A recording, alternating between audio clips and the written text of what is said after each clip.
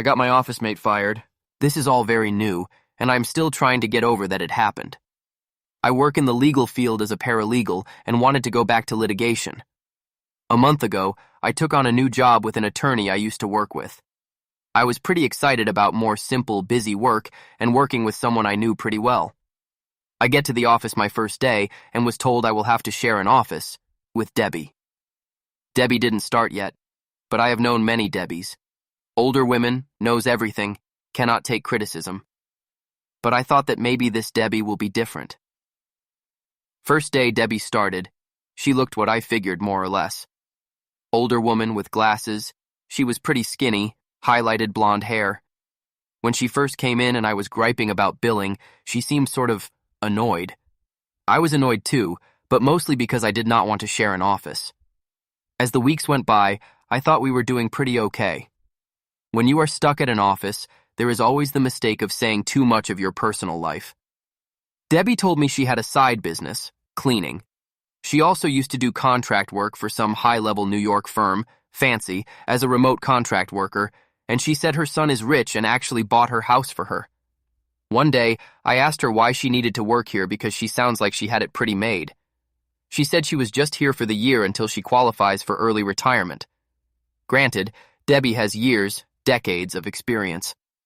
But the firm I was with I knew was looking for someone long-term. A year in legal time is not long-term.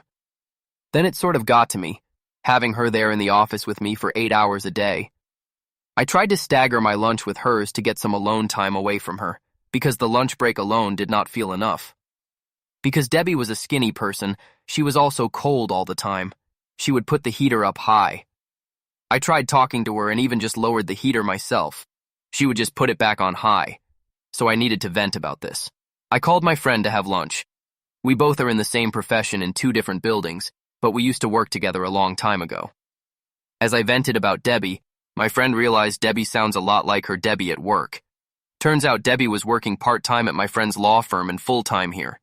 When she was sick with the stomach bug and had to go home early, she went to the other place. Car problems? She was over at the other place. Doctor's appointment? You guessed it, she was working at the other place. And soon, I kept second-guessing everything the woman said to me. How she was familiar with our software, but I was still teaching her things. How she does not want to take her notary stamp here. The need to have so much income, but your son bought you a house. Her son called one time and seemed excited he got accepted for an apartment, which does not seem like a person who can pay off a home.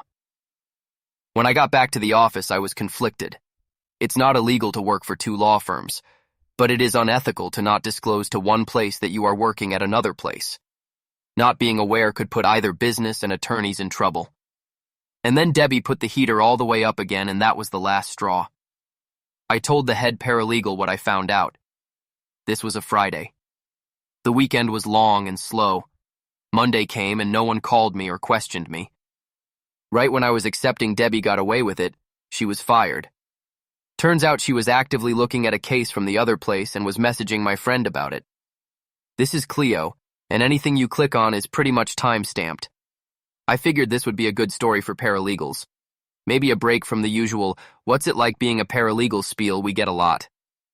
Debbie is still at the other place to my knowledge as a part-time employee. I haven't heard anything else since last week.